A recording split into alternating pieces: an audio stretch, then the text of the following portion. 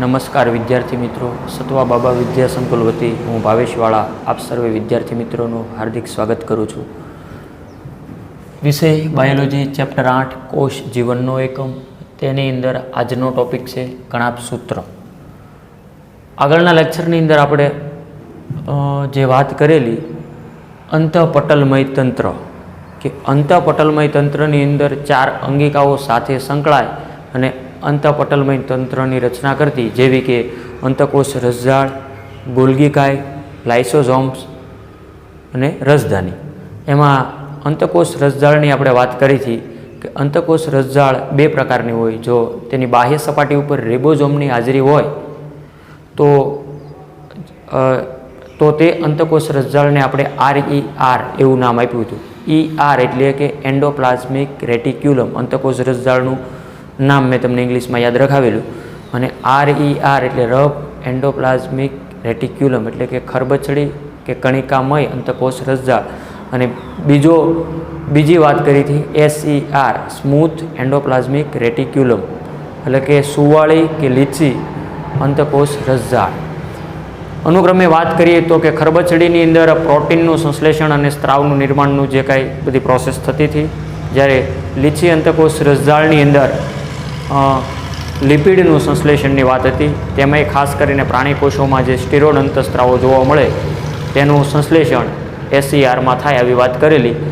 ત્યારબાદ નેક્સ્ટ અંગિકા આપણે ગોલ્ગી કાય જોઈ ગયા હતા. ગોલ્ગી કાય કે ગોલ્ગી પ્રસાધન કહો કે ગોલ્ગી સંકુલ કહો, એ બધું એક જ છે. 1898માં વૈજ્ઞાનિક કેમિલો ગોલ્ગીએ સૌપ્રથમ ઘુવડના ચેતાકોષોને સિલ્વર નાઇટ્રેટથી અભિરંજિત કરે અને ઇલેક્ટ્રોન માઇક્રોસ્કોપમાં જોયું અને કંઈક જે કોથળીવાળી જે રચના જોવા મળી સિસ્ટરની, બરાબર, એને ગોલ્ગી કાય નામ આપી દીધું. અને ગોલ્ગી કાયની અંદર આપણે વાત કરી હતી કે જેમાં ગ્લાયકોલિપિડ અને ગ્લાયકોપ્રોટીનનું નિર્માણ થાય, બરાબર. એટલે કે અંતઃકોષ રસજાળની અંદર જે પ્રોટીન નિર્માણ થયો હોય તેને પરિપક્વ બનાવવામાં ગોલ્ગી કાયનો મહત્ત્વનો ફાળો હતો. એટલે કે આપણે વાત કરીએ એમ કે અંતઃકોષ રસજાળની અંદર જે પ્રોટીન નિર્માણ થયું પ્રાથમિક પ્રકારનું, તેને દ્વિતીયક, તૃતીયક, અનુક્રમે ચતુર્થ જે પ્રોટીનમાં રૂપાંતર કરવા માટે ગોલ્ગી કાયનું મુખ્ય કાર્ય હતું. અને બહારની બાજુ, કોષની બાજુ સ્ત્રાવ કરવામાં અને લક્ષ્ય કોષ સુધી પહોંચાડવામાં ગોલ્ગી કાયનો મોટો ફાળો હતો. ત્યારબાદ લાઇસોઝોમની વાત કરી હતી કે લાઇસોઝોમ એ હાઇડ્રોલાઇટિક ઉત્સેચકો ધરાવે, ગુજરાતીમાં જલ વિચ્છેદક પ્રકારના જે પાચક ઉત્સેચકો ધરાવે, જે જૈવિક અણુઓનું પાચન કરી શકે અને તેમાંથી શક્તિ મેળવી શકે. દાખલા તરીકે એમાં આપણે 4 પ્રકારના ઉત્સેચકો જોયા હતા. લાઇપેઝ જે લિપિડનું પાચન કરે, પ્રોટીએજ જે પ્રોટીનનું પાચન કરે, ન્યુક્લિએજ ન્યુક્લિક એસિડનું પાચન કરે વગેરે. રેડી. અને રસધાનીની આપણે વાત કરેલી કે કોષનો 90% જેટલો ભાગ રોકે. વનસ્પતિમાં જે કોષની બહાર ઉત્સર્જન માટે કોઈ અવકાશ હતો નહીં, બરાબર, એવી કોઈ સ્પેશિયલી રચના નથી, જેથી વનસ્પતિ કોષમાં રસધાનીઓ બધી ભેગી મળી અને મોટી મોટી રસધાનીનું નિર્માણ કરે. અંદાજે 90% જેટલો ભાગ રોકે. રસધાનીને ફરતે આવેલું પટલ, રસધાની પટલ, ઇંગ્લિશમાં ટોનોપ્લાસ્ટ આવું નામ આપણે વાત કરી હતી. અમીબા કે અન્ય પ્રજીવની અંદર કેવી રસધાની હોય એ પણ મેં ડિટેલમાં તમને સમજાવ્યું હતું. આજનો ટોપિક વાત કરીએ કણાપ સૂત્ર. કણાપ સૂત્ર તો જોઈએ વર્ણન. શક્તિઘર તરીકે પણ ઓળખાય.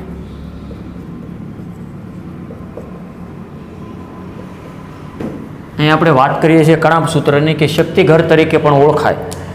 શા માટે એ આગળ આપણે જે આવશે થિયરી ત્યારે એને ડિટેલમાં આપણે ચર્ચા કરીશું.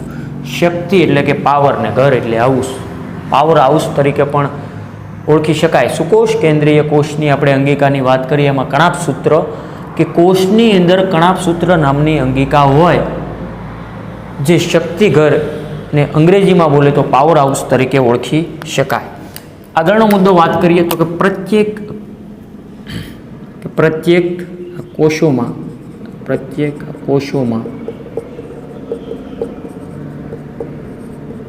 કણાપ સૂત્રની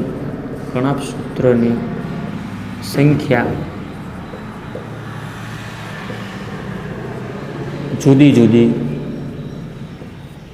હોય. પ્રત્યેક કોષો જો આનું ઉદાહરણ આપવું હોય તો દાખલા તરીકે આપણે વાત કરીએ કે દાખલા તરીકે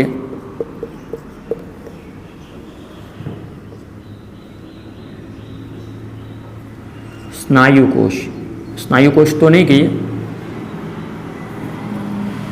દાખલા તરીકે કંકાલ સ્નાયુને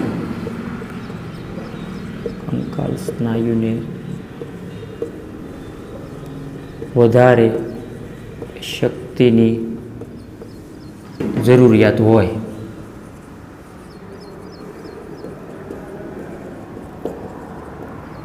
શું કીધું કે કંકાલ સ્નાયુને વધારે શક્તિની જરૂરિયાત હોય. આવું તમે સમજો કે આપણા શરીરમાં આપણું શરીર જ આપણે અગાઉ બધું શીખી ગયા કે કોષ એ સજીવનો રચનાત્મક અને ક્રિયાત્મક એકમ છે. કોઈ પણ સજીવ તમે લ્યો XYZ એ આખરે તો કોષોના જ બનેલા છે, બરાબર. કોષોની અંદર વિવિધ અંગિકાઓ હોય, એ પૈકી આપણે કણાભસૂત્ર જોઈએ કે દાખલા તરીકે આપણા શરીરના હાડકા સાથે જોડાયેલા સ્નાયુને કંકાલ સ્નાયુ કહેવાય, બરાબર છે. કંકાલ અસ્થિ સાથે જોડાયેલા કે કંકાલ સ્નાયુને વધારે શક્તિની જરૂરિયાત હોય, બરાબર છે. કંકાલ સ્નાયુ જે કોષોના બનેલા હોય એની અંદર કણાભસૂત્રની સંખ્યા વધુ હોય એમ કહેવા માગે કે કંકાલ સ્નાયુને વધારે શક્તિની જરૂરિયાત હોય. તેથી તેમાં એટલે કેમાં તો કે કંકાલ સ્નાયુમાં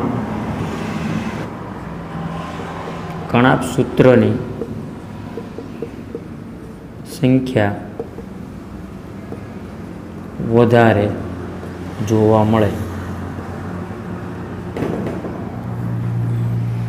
હવે એક બીજું આનાથી રોંગમાં થોડુંક ઉદાહરણ લખું કે દાખલા તરીકે આપણે માનવની વાત કરીએ તો કે એને ચામડીના કોષો એટલે કે ચામડીમાં કણાભસૂત્રની સંખ્યા આની સાપેક્ષે ઓછી જોવા મળે છે.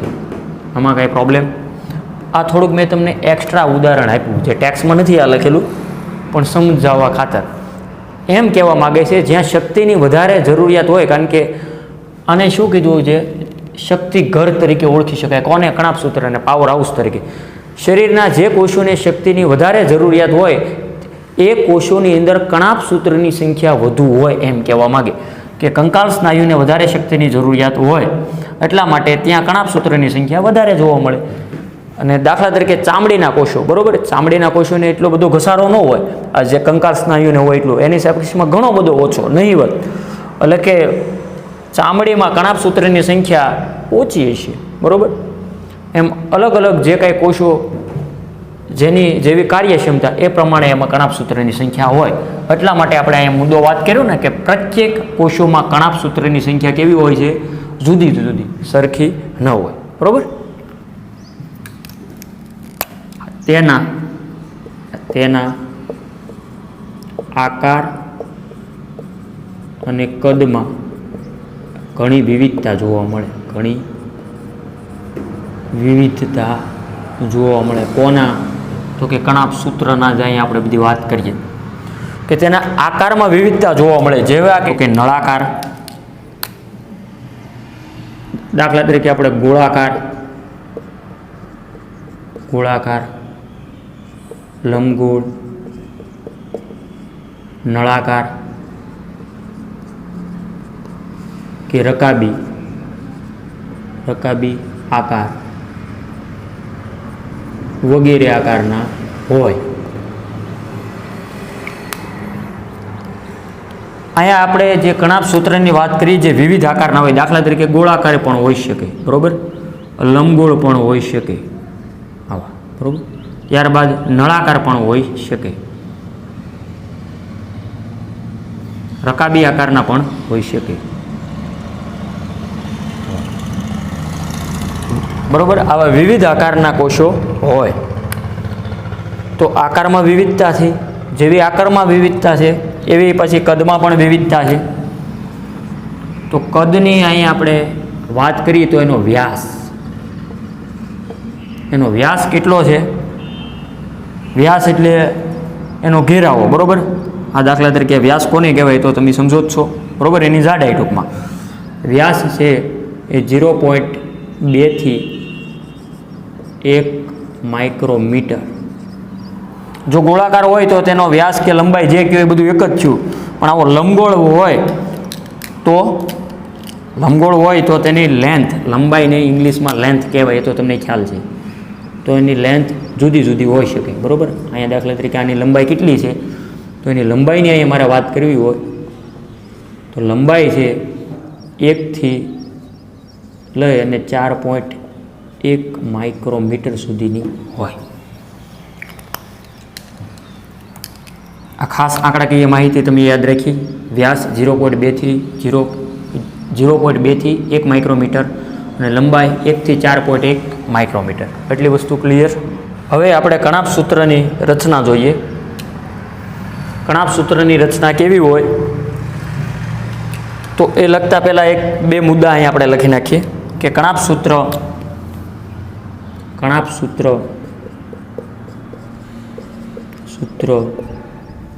બેવડી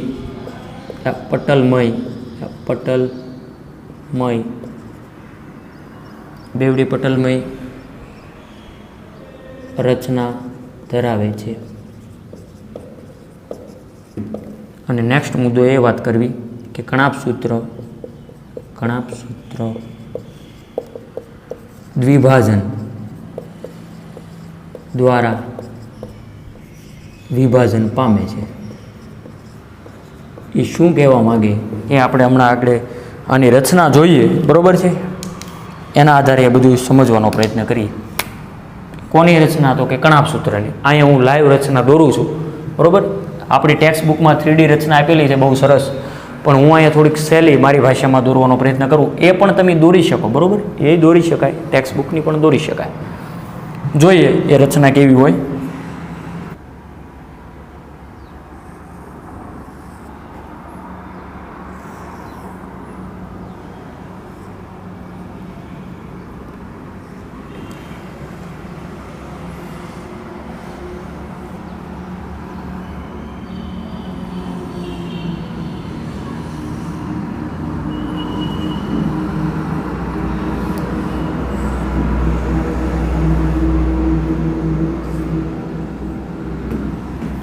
અંદરની બાજુ હું રેડ રંગથી બીજી દર્શાવું. બેવડી પટલવાળી રચના કીધી ને,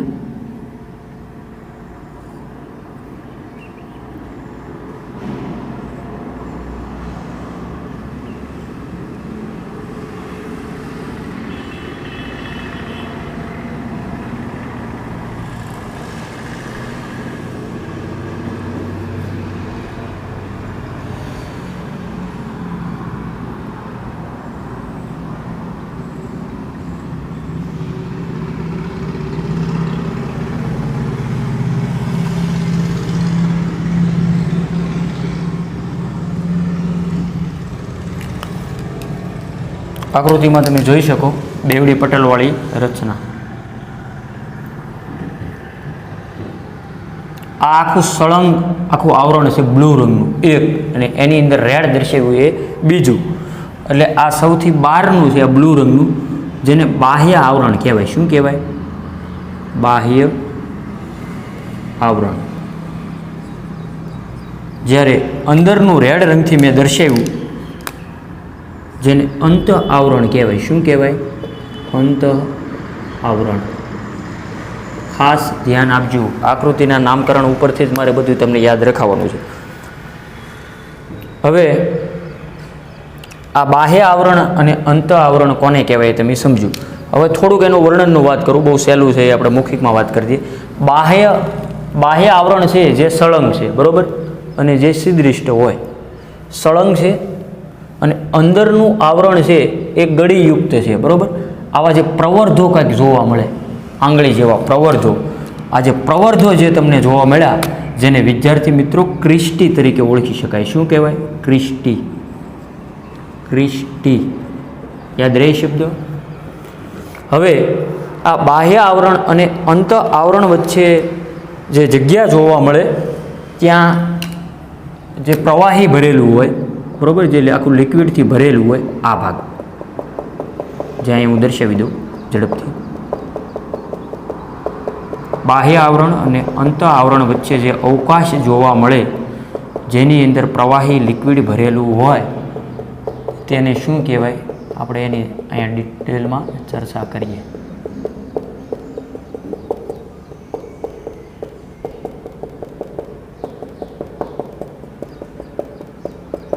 ચાલો રેડી. અને બાહ્ય કક્ષ કહેવાય. શું કહેવાય? બાહ્ય કક્ષ. અને અંદર જે રેડ દર્શાવ્યું એની અંદર પણ લિક્વિડ ભરેલું હોય અહીંયા, જેને આપણે અંત આવરણ કીધું તેની અંદર પણ લિક્વિડ ભરેલું હોય.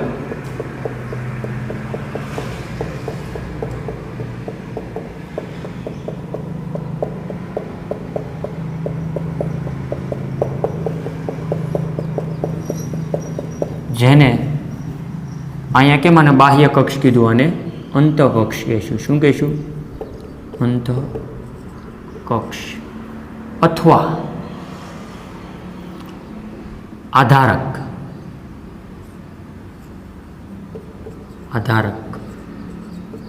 અને ઇંગ્લિશમાં કહેવું હોય તો એને મેટ્રિક્સ તરીકે પણ તમે ઓળખી શકો. મેટ્રિક્સ, આ શબ્દ યાદ રાખજો, વધારે ઇમ્પોર્ટન્ટ છે. મેટ્રિક્સ. તો આકૃતિના નામકરણ મેં આપી દીધા. બરાબર. હવે આ દરેકના કાર્યો આકૃતિમાંથી સાથે વર્ણનની સાથે હું લખવાનો પ્રયત્ન કરું જેથી તમને સરળતાથી યાદ રહે. આ બાહ્ય આવરણ અને અંત આવરણનું કાર્ય શું છે આ બંનેનું સંયુક્ત રીતે તો એ અહીંયા વાત કરું તો બંને પટલોમાં કાર્યો સંબંધિત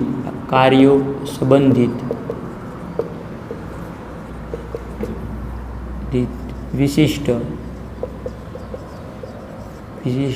ઉત્સેચકો આવેલા હોય છે. મુખ્ય કાર્ય તો કે શક્તિ ઉત્પન્ન કરવાનું, એટલે કે શક્તિ ઉત્પાદન. શક્તિનું નિર્માણ કેવી રીતે કરે એ જોઈએ. દાખલા તરીકે ગ્લુકોઝ હોય, ગ્લુકોઝ એટલે કે ખોરાકનો અણુ, બરાબર. મોટા ભાગે ગ્લુકોઝનું દહન થાય ઓક્સિજનની હાજરીમાં, જેને વિદ્યાર્થી મિત્રો જારક શ્વસન કહેવાય. શું કહેવાય? જારક શ્વસન. અને જારક શ્વસન દરમિયાન જે નિર્માણ થાય શક્તિ, જે અહીં આપણે એટીપી સ્વરૂપે દર્શાવશું. ATP, adenosine triphosphate. જોઈએ બીજી વાર. આ બાહ્ય આવરણ અને અંત આવરણનું સંયુક્ત રીતે કાર્ય તો કે બંને પટલોની અંદર, આખું પટલ છે જો આખું સળંગ બહારનું, ત્યારબાદ આખું 3D છે, બરાબર. અને અંત આવરણનું પટલ, એના પટલની અંદર છૂટાછવાયા ઉત્સેચકો આવેલા છે, બરાબર. જે કાર્યો સંબંધિત વિશિષ્ટ પ્રકારના ઉત્સેચકો જોવા મળે કે ધરાવે અને શક્તિ ઉત્પાદન કરે. એટલા માટે તે આ કોષને વિદ્યાર્થી મિત્રો આપણે પાવર હાઉસ એટલે કે શક્તિઘર તરીકે ઓળખાયું. દાખલા તરીકે ખોરાકમાંથી જ શક્તિ ઉત્પન્ન થાય. ખોરાકના ગ્લુકોઝનું જારક શ્વસન એટલે કે ઓક્સિજનની હાજરીમાં જારક અજારક શ્વસન તમારે આગળ વિસ્તૃતમાં આવશે ત્યારે આપણે વાત કરશું. ગ્લુકોઝ એટલે કે ખોરાક જે ગ્લુકોઝ અણુનું એ વિઘટન કરશે, બરાબર. અને શક્તિ મુક્ત કરશે, જે કાર્બન વચ્ચેના બંધ તોડે અને એટીપી સ્વરૂપે એડિનોસાઇન ટ્રાઇફોસ્ફેટ તરીકે શક્તિ મુક્ત થાય અને જ્યાં જરૂરિયાત હોય ત્યાં એ શક્તિ વાપરી શકાય. એટલે કે આ અંગિકા એવી સ્પેશિયલી છે જે કોષની અંદર શક્તિનું સર્જન કરે. સમજી ગયા? શક્તિ ક્યાંથી આવી આપણા શરીરમાં? તો કે ખોરાક દ્વારા. પણ એ ખોરાકનું જે કંઈ દહન કરે, બરાબર, જે શ્વસનની ક્રિયા દરમિયાન શક્તિમાં રૂપાંતર કરે છે એ આ અંગિકા એટલે કે કણાભસૂત્રનું કાર્ય છે. ક્રિસ્ટી. તો અહીં આપણે ક્રિસ્ટીની વાત કરીએ. તેના સપાટીય ક્ષેત્રફળમાં વધારો કરે છે. કોના? તો કે કણાભસૂત્રના. આ જે ક્રિસ્ટી હોય એમ એના ક્ષેત્રફળની સપાટી એ વધશે. આમ તમે જુઓ, આ બાહ્ય આવરણ કરતાં અંત આવરણની અંદર ક્રિસ્ટી આવી ગળીઓ જોવા મળે જે અંત આવરણની સપાટીએ ક્ષેત્રફળનો વિસ્તાર વધારશે, એટલે કે કણાભસૂત્રની લંબાઈમાં વધારો કરી શકે. એટલી વસ્તુ ક્લિયર. હવે આપણે વાત કરવી છે આધારકની. આધારક.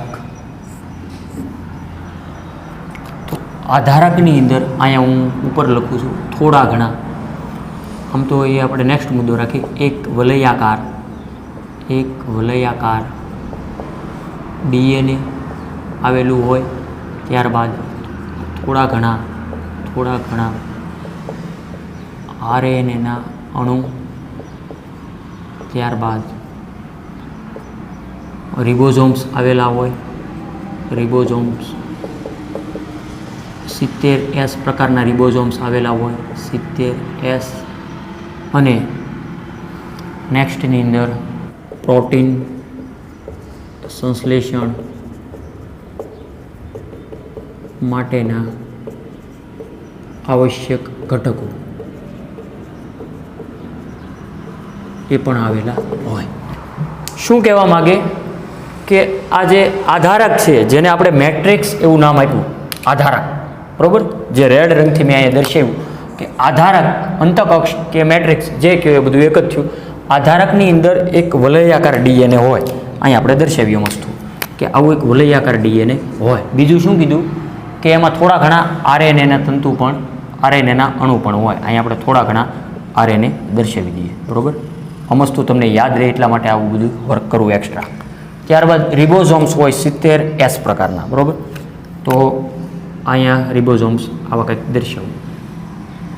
હવે રિબોઝોમ 70S પ્રકારના હોય અને પ્રોટીન સંશ્લેષણ માટેના આવશ્યક ઉત્સેચકો. એ તો રિબોઝોમ્સ આવ્યું એટલે તમે સમજી જશો કે રિબોઝોમનું કાર્ય પ્રોટીન સંશ્લેષણ અને તેના માટે જે જરૂરી ઘટકો હોય તે પણ તેમાં હોય. આ ઉપરથી થોડુંક તમને આદિકોષ કેન્દ્રીય કોષ યાદ આવતું છે કે આદિકોષ કેન્દ્રની અંદર એક વલયાકાર ડીએનએ હતું, એમાં પણ આરએનએના અણુ હતા.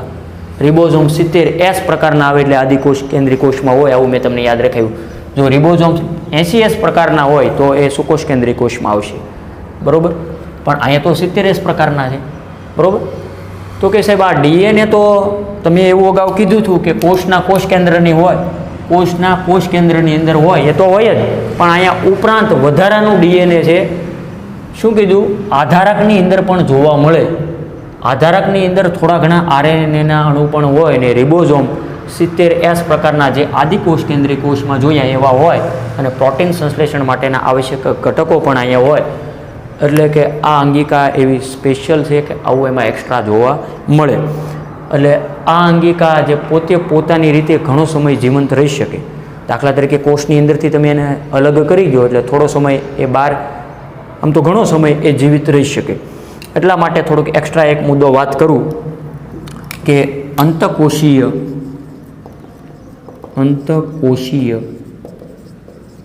સહજીવન તરીકે પણ ઓળખી શકાય. કોને? આ હું એક્સ્ટ્રા મુદ્દાની વાત કરું જે ટેક્સ્ટ બુકમાં નથી લખેલું કે કણાભસૂત્રને અંતકોષીય સહજીવન તરીકે પણ ઓળખી શકાય.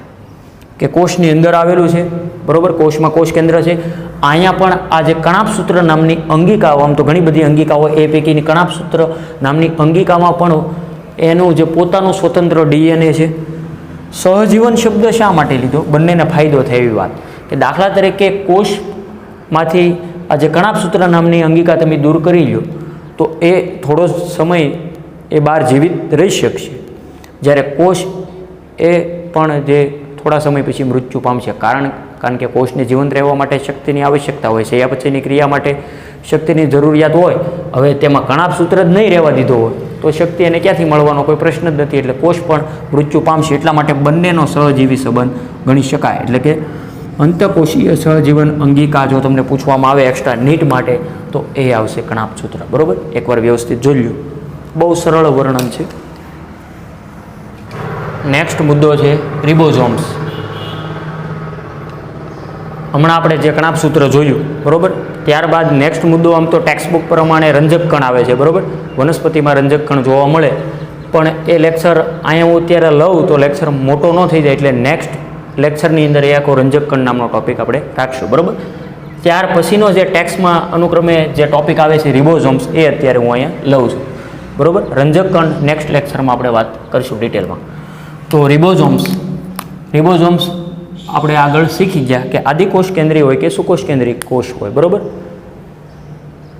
એ બંનેની અંદર રિબોઝોમ્સ જોવા મળે. તો આ રિબોઝોમ્સના શોધકની આપણે થોડીક વાત કરીએ. જ્યોર્જ પેલેડે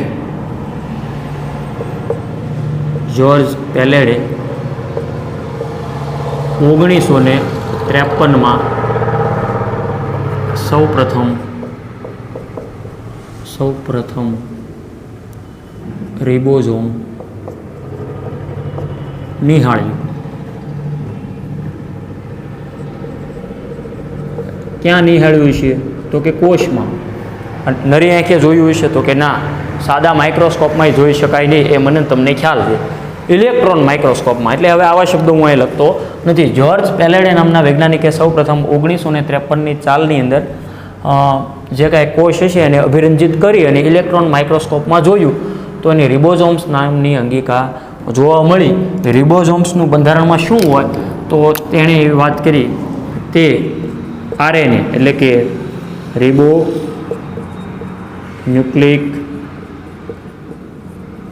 એસિડ, જેને આપણે શોર્ટકટમાં આરએનએ એવું વાત કરી હતી, આરએનએ, તે આરએનએ અને પ્રોટીનનું, આરએનએ અને પ્રોટીનથી બનેલ રચના છે. કોણ છે આ? તો કે આ બધી રિબોઝોમની જ વાત છે. અને નેક્સ્ટ મુદ્દે વાત કરી દઈએ, જે પટલવિહીન અંગિકા છે. જો કે અગાઉ આવી જ ગયેલું છે, અહીં આપણે લખી નાખીએ, બરાબર, જેથી ભૂલ ન પડે. સુકોષ કેન્દ્રીય કોષની અંદર એ હોય, આદિકોષ કેન્દ્રીય કોષની અંદર એ હોય, પણ આ અંગિકા પટલવિહીન છે, એ તમે ખાસ યાદ રાખેલું, એટલા માટે મેં અહીં એ મુદ્દો લખ્યો. હવે રિબોઝોમ્સના બે પેટા પ્રકારો આપણે આપી દઈએ.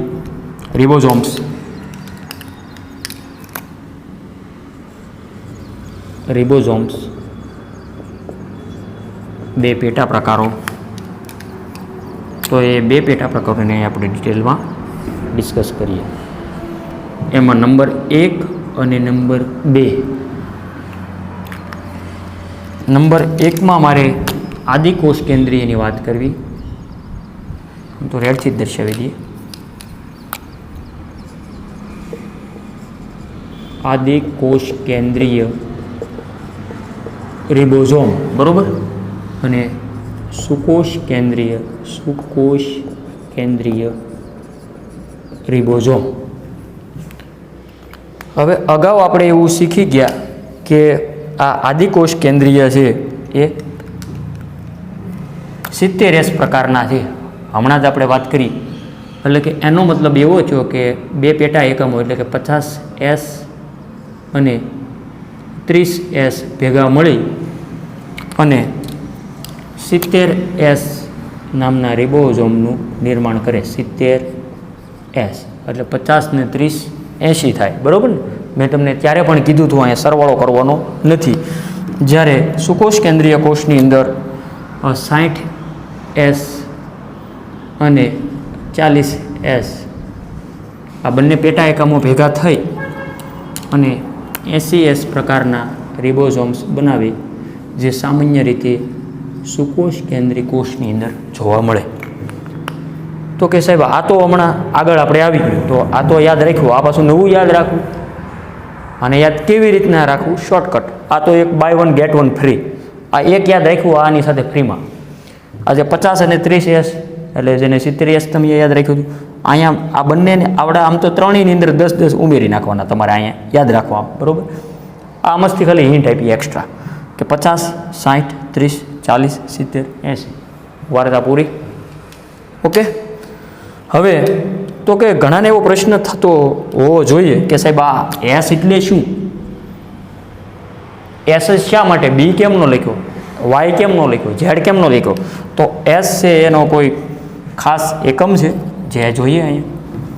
એસ એ અહીં એસ એ એસની અહીંયા વાત કરીએ. અહીં એસ સ્વેડબર્ગ એસ એ આડકતરી રીતે કદ અને ઘનતાનું માપ દર્શાવે છે. ચાલો, એટલી વસ્તુ ક્લિયર. અહીં મેં કીધું એમ કે અહીં એસ એ શું કીધું? એસ એટલે સ્વેડબર્ગ, જેનો પ્રથમ અક્ષર એસ છો. સ્વેડબર્ગ જે અહીં એસ એ આડકતરી રીતે શેનું માપ દર્શાવે? કદ અને કદ અને ઘનતાનું માપ દર્શાવે, એટલે રિબોઝોમમાં કેવી ઘનતા અને કદ છે એના આધારે 70 અને 80 પ્રકાર પડે. બરાબર. તો આ વસ્તુ રિબોઝોમ્સ નામનો ટોપિક આપણે વચ્ચેથી લીધો, જે ખૂબ જ સરળ છે. જોઈ લો એકવાર શાંતિથી.